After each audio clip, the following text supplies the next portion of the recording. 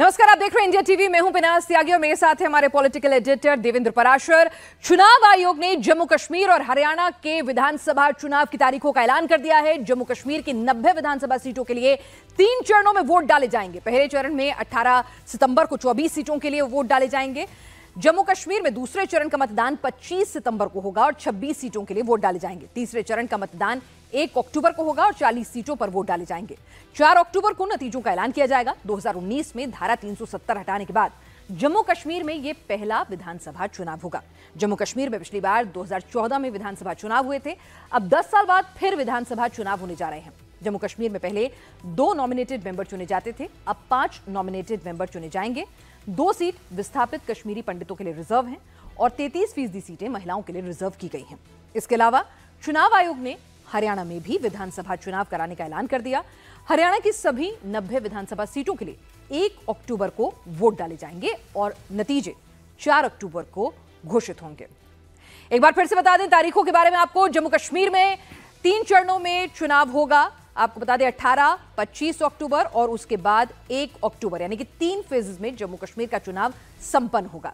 इसके बाद हरियाणा का चुनाव एक ही चरण में होगा जो कि 1 अक्टूबर को होगा। 40 सीटों पर वोट डाले जाएंगे। माफ कीजिएगा, 18 सितंबर को पहला चरण है और हरियाणा विधानसभा चुनाव की बात करें, एक ही फेज में वोटिंग होगी 1 अक्टूबर को 90 सीटों के लिए। और इसके बाद आपको बताएं 4 अक्टूबर वो तारीख होगी जब नतीजे आएंगे।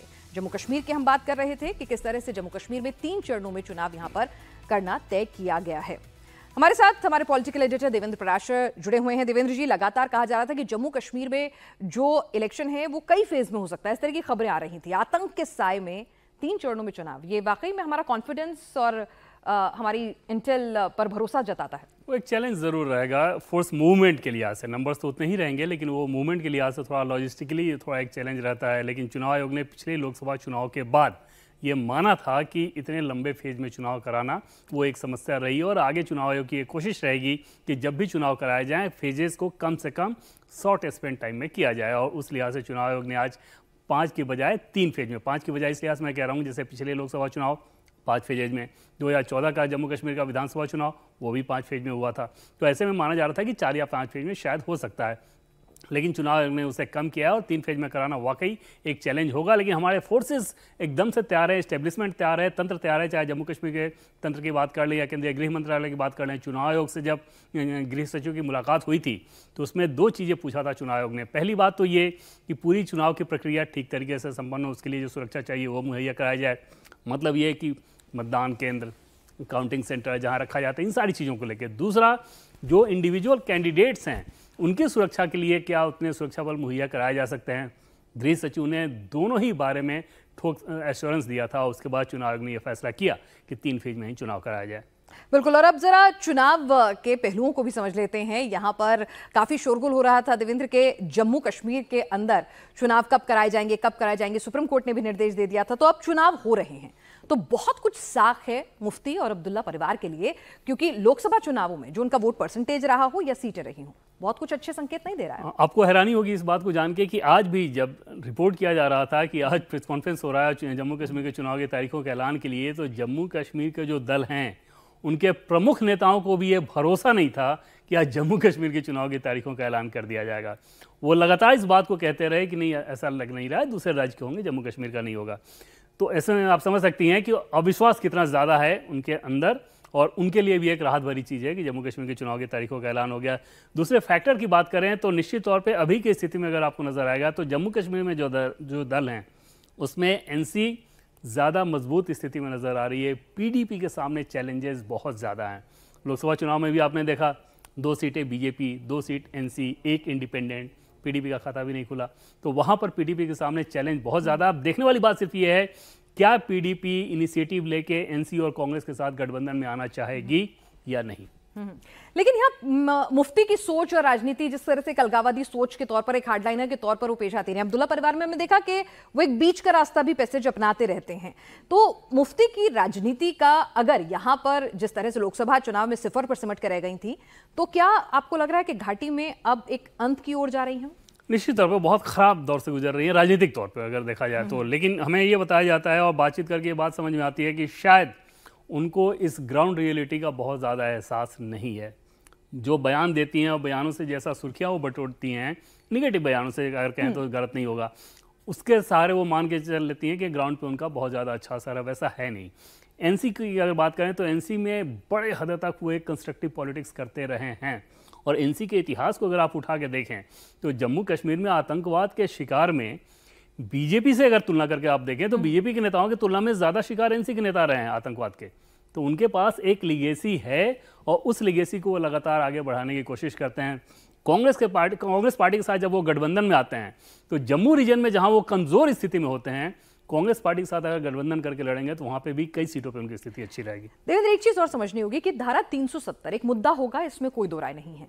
धारा 370 हटने के बाद हमने एक रिकॉर्ड टर्नआउट भी देखा था, तो आवाम कहीं ना कहीं उसके सपोर्ट में था। इसका इस तरह से इंटरप्रिटेशन किया गया। लेकिन उसी दौरान हमने देखा एक ऐसा शख्स चुनाव जीत जाता है जो जेल में बंद होता है, अलगाववादी सोच रखता है, और अब्दुल्ला चुनाव हार जाते हैं, उमर अब्दुल्ला। अब फिलहाल इसमें अगर देखें तो जम्मू कश्मीर के लोग धारा 370, वैली के लोग खासतौर पे धारा 370 को लेके जो उनका इमोशन था वो रहेगा, और वो अगर खत्म हो जाए, ये बात बहुत मानने वाली बात नहीं है। उसको दूर किया जाए या खत्म किया जाए या भुला दिया जाए, वो सिर्फ इस लिहाज से कि धारा 370 हटाने के बाद जम्मू कश्मीर प्रशासन ने जिस प्रकार लोगों की बेहतरी के लिए काम किया, केंद्र सरकार की योजनाएं जितना इफेक्टिवली लग गई, केंद्र सरकार की बहुत सारी सुविधाएं ऐसी थी जो कि जम्मू कश्मीर में लागू नहीं हो पाती थी, उन सारी चीज़ों के मार्फत आप ये बता पाते हैं कि शासन का ये जो विकल्प है वो ज़्यादा बेहतर है। और जो वोटर टर्नआउट हुआ वो उसी भरोसे की वजह से हुआ।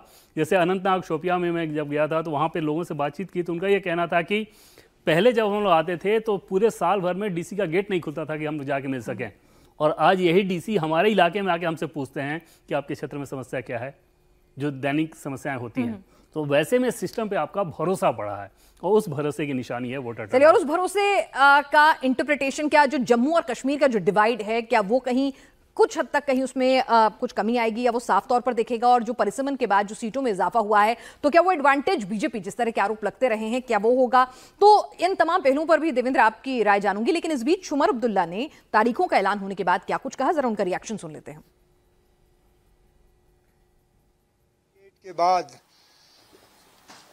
ये पहली मर्तबा है कि इतने कम अरसे के अंदर और इतने कम फेजेस में इलेक्शन जो हैं जम्मू कश्मीर में कराए जा रहे हैं। जाहिर सी बात है कि पॉलिटिकल पार्टीज़ के लिए ये एक नया तजुर्बा होगा, लेकिन मैं नेशनल कॉन्फ्रेंस के तरफ से इतना ही कह सकता हूँ कि हम पहले से ही इस दिन की तैयारी में लगे हुए थे और बिल्कुल फौरी तौर इलेक्शन कमीशन ऑफ इंडिया की तरफ से अभी जो मैं उनका प्रेस कॉन्फ्रेंस सुन रहा था, उन्होंने फ्री और फेयर पोल्स पे बहुत जोर दिया। उन्होंने सिक्योरिटी को लेके किसी तरह की पॉलिटिक्स नहीं होनी चाहिए उसका जिक्र किया।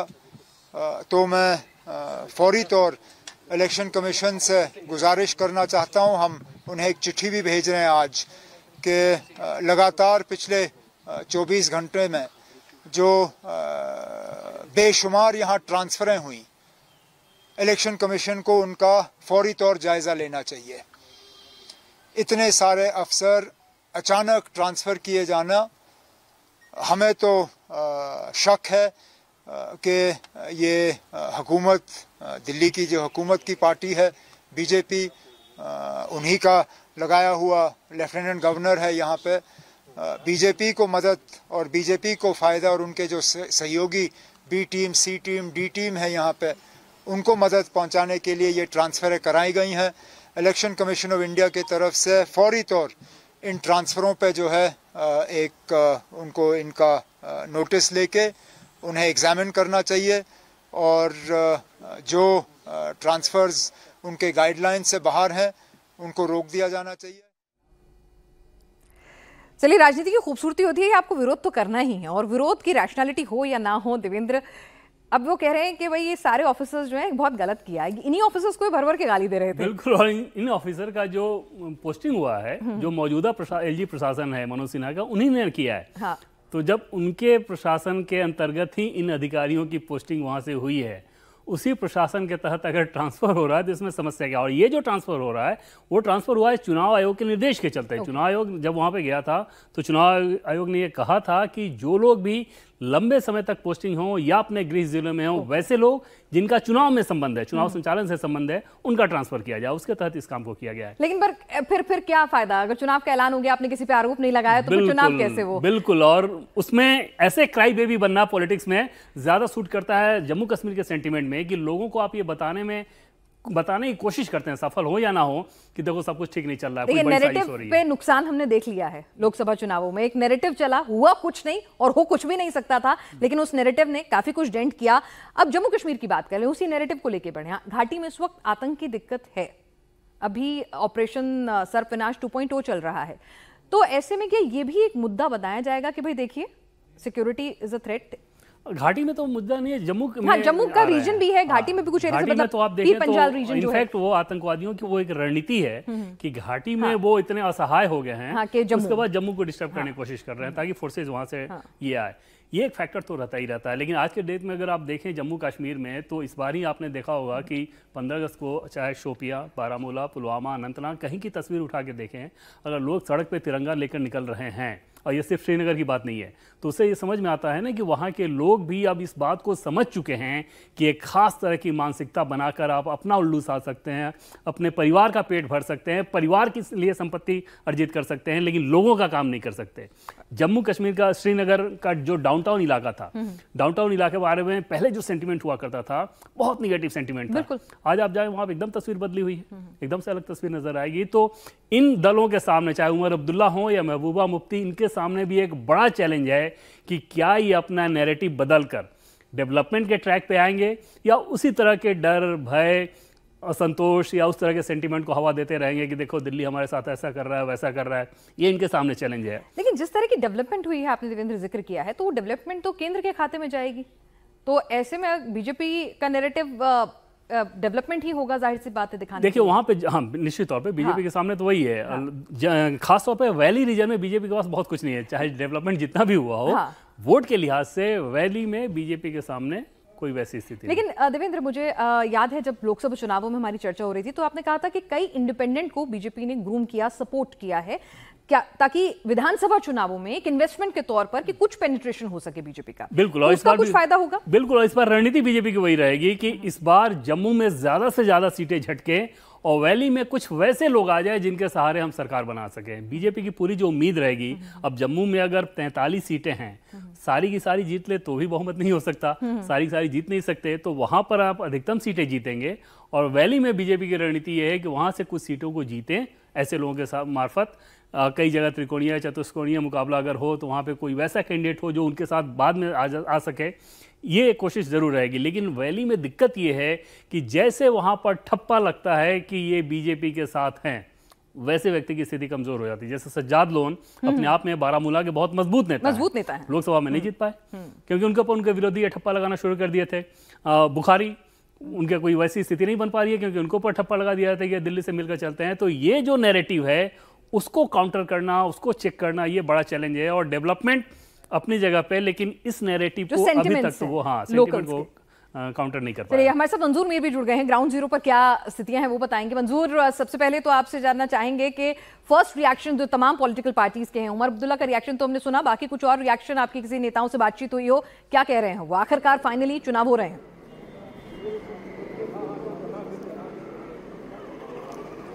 बिल्कुल, चुनावों की घोषणा जो है वो हो चुकी है। बहुत कम समय में ये चुनाव होने जा रहे हैं। 3 फेज़ों में जम्मू कश्मीर में ये चुनाव है जो 1987 के बाद पहली बार देखा जा रहा है। तो इससे ये साफ इशारा मिलता है कि घाटी के हालात जो है पहले से कहीं बेहतर है और यही कारण है कि बहुत कम समय में ये चुनाव किए जा रहे हैं। और जम्मू कश्मीर के पूर्व मुख्यमंत्री उमर अब्दुल्ला ने भी जो है इन चुनावों का स्वागत किया है। उन्होंने कहा कि ये चुनाव कम समय में हो रहे हैं, दूसरी पॉलिटिकल पार्टियों के लिए शायद एक नया तजुर्बा ज़रूर होगा, लेकिन लेकिन नेशनल कॉन्फ्रेंस पहले से ही चुनावों के लिए तैयार है और फारूक अब्दुल्ला जम्मू से जैसे ही वापस आएंगे उसके बाद नेशनल कॉन्फ्रेंस की एक बैठक होगी जिसमें मैनिफेस्टो को लोगों के सामने रखा जाएगा। और साथ ही साथ जो सबसे बड़ी बात है उमर अब्दुल्ला को लेकर, उमर अब्दुल्ला ने कहा था कि जब तक यूटी है वो यूटी में चुनाव नहीं लड़ेंगे, लेकिन उन्होंने आज ये इशारा साफ अपनी प्रेस कॉन्फ्रेंस में दिया कि पार्टी की तरफ से उनका बड़ा दबाव है, फारूक अब्दुल्ला की सेहत भी ठीक नहीं है, वो चुनाव लड़ेंगे या नहीं लड़ेंगे।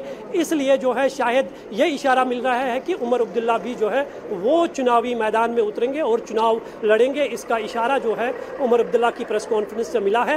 हालांकि महबूबा मुफ्ती जो है उन्होंने अभी बात करने से साफ इनकार किया है, लेकिन उनका भी यही पक्ष था कि यूटी में वो चुनाव नहीं लड़ेंगे। लेकिन अब चूंकि ये 3 फेजेस में जम्मू कश्मीर में चुनाव होने वाले हैं, सभी पॉलिटिकल पार्टियों ने इसका स्वागत किया है, तो महबूबा मुफ्ती का क्या रिएक्शन होगा थोड़ी देर के बाद ये भी साफ होगा। जी, और मैं आपसे ये भी जानना चाहूंगी कि आप जम्मू कश्मीर रीजन की अगर हम बात करें, खासतौर से घाटी की अगर हम बात करें, तो किस नैरेटिव पर आपको वहां ग्राउंड जीरो पर क्या नैरेटिव दिखता है? डेवलपमेंट हुई है, इससे कोई इनकार नहीं करता है। घाटी में आतंकवाद से मुक्ति मिली है, इससे भी कोई इनकार नहीं करता है। क्या कुछ पॉजिटिव सेंटिमेंट दिल्ली के लिए आया है या अभी भी लोकल पार्टियों का और कुछ नई उभरती पार्टियों का ही आपको दबदबा दिखता है?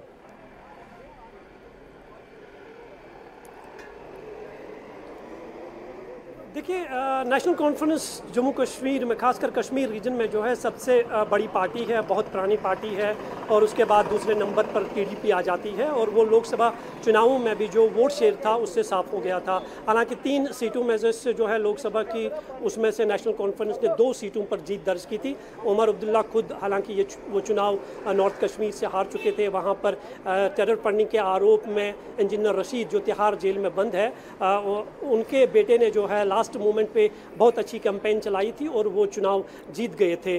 तो कहीं ना कहीं कुल मिलाकर अगर हम देखें तो बीजेपी का कश्मीर रीजन में उतना दबदबा नहीं है। उनके लिए कश्मीर रीजन में अभी भी कोई सीट हासिल करना जो है मुश्किल दिख रहा है। लेकिन कुछ नई पार्टियां वजूद 2019 के बाद आई है जिनमें अपनी पार्टी है, उनका भी वोट शेयर कुछ एरियाज में बहुत अच्छा है। पीडीपी है, नेशनल कॉन्फ्रेंस और कांग्रेस भी जो है इस बार अच्छे प्रदर्शन कर सकती है। जिस तरह से उन्होंने जम्मू में एक अच्छा वोट लिया था, उससे ये लगता है कि जम्मू कश्मीर में जो विधानसभा के चुनाव होने वाले हैं वो काफ़ी दिलचस्प होंगे। और साथ ही साथ जो एक असेंबली सेगमेंट होता है उसका चेंज जो है वो 80 से 90 हज़ार वोटों के ही बीच में होता है। तो उससे लगता है कि ये चुनाव जो है काफ़ी दिलचस्प होंगे, क्योंकि नए चेहरे भी सामने आए हैं। गुलाम नबी आज़ाद की भी पार्टी जो है उन्होंने लॉन्च की है हाल ही में। वो साउथ कश्मीर में कितना अपना दबदबा कायम कर सकते हैं वो भी विधानसभा चुनावों में जो है देखने को जरूर मिलेगा। जी देवेंद्र, आप कुछ सवाल पूछना चाहेंगे? नहीं, एक चीज़ आज इसमें बहुत दिलचस्प है, इसमें उमर अब्दुल्ला वाला केस, उसको थोड़ा सा और विस्तार से अगर आप समझें। उमर अब्दुल्ला ने जो बोला था कि यूटी जब तक रहेगी वो चुनाव नहीं लड़ेंगे। लोकसभा चुनाव में उनकी शर्मनाक हार हुई। अब ये जो हृदय परिवर्तन हो रहा है वो हृदय परिवर्तन नहीं है, वो रियलिटी का एहसास है। रियलिटी ये कि मान लीजिए कि कल को सरकार बनाने की स्थिति आ जाती है और वो मुख्यमंत्री नहीं बनते हैं। जाहिर तौर पे आप मुख्यमंत्री वैसे व्यक्ति को बनाना चाहेंगे जो आपका भरोसेमंद हो, बहुत मजबूत नेता हैं। एनसी में बहुत सारे ऐसे हैं जो कि ग्राउंड पे मजबूत हैं, वैसे को आप बनाओगे नहीं, क्योंकि हो सकता है कि आज आपने मुख्यमंत्री बनाया, कल को 10-15 विधायक लेके वो व्यक्ति अलग आपसे हट जाए। वो खतरा आप उठा नहीं सकते। और ऐसे में किसी पपेट जैसे पॉलिटिकली जो पपेट होते हैं उस तरह के व्यक्ति को आप बनाना चाहेंगे ताकि कल को जब फिर से राज्य का दर्जा मिल जाए तो आप मुख्यमंत्री बनना चाहें।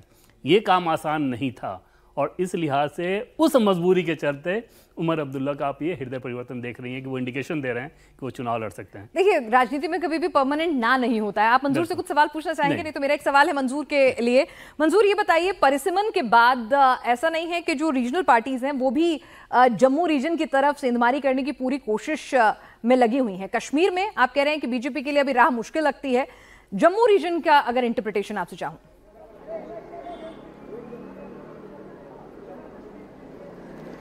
देखिए, 2022 में जो डिलिमिटेशन हुआ था उसका जम्मू कश्मीर की जो पॉलिटिकल पार्टीज़ थी, खासकर नेशनल कॉन्फ्रेंस और पीडीपी, उन्होंने उस डिलिमिटेशन का विरोध किया था। कहा था कि ये कश्मीर की डेमोग्राफी के साथ जो है पूरी उसको चेंज किया जा रहा है। ये एक नाइंसाफ़ी के तौर पर बीजेपी को कश्मीर में जिताने के लिए ये सारी चीज़ें जो है वो की जा रही है। लेकिन उसके बाद जो है लोकसभा के चुनाव हुए, वो भी नई डिलिमिटेशन के तहत हुए हैं। हालांकि उसमें सबसे जो ज़्यादा प्रभाव हमें देखने को मिला था डिलिमिटेशन में, वो साउथ कश्मीर की अनंतनाग सीट पे में देखने को मिला था, वो सीट जो है नेशनल कॉन्फ्रेंस बाद में जीत गई थी। लेकिन एक बात ये साफ है कि जो अब सीट जो 90 सीट्स है, क्योंकि लद्दाख जो है वो अब अलग ड्यूटी है, उसका जम्मू और कश्मीर के साथ जो है उनका चुनाव नहीं होगा, तो उससे कहीं ना कहीं ये है कि अब दोनों रीजन में जो चुनाव होंगे वो बराबर लेवल पे होंगे, क्योंकि सीटें जो है अब मान लीजिए कि इक्वल सीटें हैं। जम्मू का हमेशा यह आरोप था कि कश्मीर रीजन में ज़्यादा सीटें हैं, जम्मू में कम है, इसलिए जो है एक भेदभाव किया जा रहा है, जिस वजह से जम्मू की सरकार नहीं बन रही है, वहाँ का कोई चीफ मिनिस्टर नहीं हो रहा है। अब ये सारी चीज़ें जो है डिलिमिटेशन के बाद ख़त्म हो चुकी है, और इस लिहाज से ये 2024 के जो विधानसभा के चुनाव है जो यूटी में लड़े जा रहे हैं और 2014 के बाद पहले चुनाव है, ये काफ़ी दिलचस्प होंगे। और अब बात करते हैं हरियाणा की, जहां आज चुनाव की तारीखों का ऐलान हो गया है। सभी 90 सीटों पर चुनाव होगा और 3 दिन बाद यानी 4 अक्टूबर को नतीजे घोषित किए जाएंगे। चुनाव आयोग ने इसकी घोषणा आपसे बस कुछ ही देर पहले की है। हरियाणा में बीजेपी को हैट्रिक बनाने के लिए इस बार कड़ी मशक्कत करनी होगी। 10 साल से यहां बीजेपी की सरकार है, एंटी इनकम्बेंसी है, लेकिन और भी कई फैक्टर्स हैं। हरियाणा की 90 सीटों में जो गठबंधन 46 का मैजिक फिगर छू लेगा वही सरकार बनाएगा। अगर 2019 के चुनाव नतीजों की बात करें तो बीजेपी ने 40 सीटें जीती थी और उन्हें 36.49% वोट मिले थे, जबकि कांग्रेस को 31 सीट मिली थी और उन्हें 28.08% वोट मिले थे। जबकि जेजेपी ने 10 सीट जीती थी और उनका वोट शेयर 14.80% रहा। हालांकि गठबंधन सरकार में उन्हें डिप्टी सीएम का पद मिला था, लेकिन चुनाव से कुछ महीने पहले बीजेपी और जेजेपी का नाता टूट गया था। अब बीजेपी निर्दलीयों के समर्थन से सरकार चला रही है, लेकिन इस सब के बीच में बहुत कुछ बदल गया है। लोकसभा चुनावों के नतीजे 50-50 फाइट और ग्राउंड की कुछ रिपोर्ट्स ऐसा कह रही हैं कि हैट्रिक की राह आसान नहीं होगी, उसका इंटरप्रिटेशन करेंगे। लेकिन सबसे पहले सुन लेते हैं भूपेंद्र हुड्डा ने क्या कुछ कहा है। हरियाणा में कांग्रेस पूरी तरह से तैयार है, लोग भी तैयार हैं। लोगों छत्तीसगढ़ ने फैसला कर रखा है, ये अगली सरकार कांग्रेस पार्टी की सरकार होगी।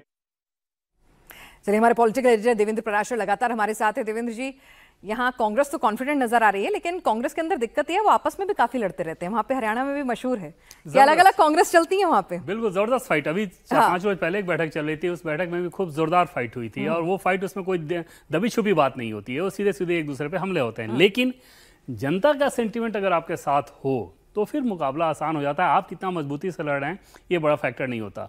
इसके अलावा जो लोग लड़ रहे हैं वहाँ पे, उसमें भूपेंद्र हुड्डा का कद अपेक्षाकृत काफ़ी बड़ा है, तो वो एक तरह से डोमिनेट हो ही जाते हैं। और शायद ये वजह है कि कांग्रेस का जो टॉप लीडरशिप है, इस लिहाज से लोकसभा चुनाव में भी लगभग उन्हें फ्री हैंड दिया था।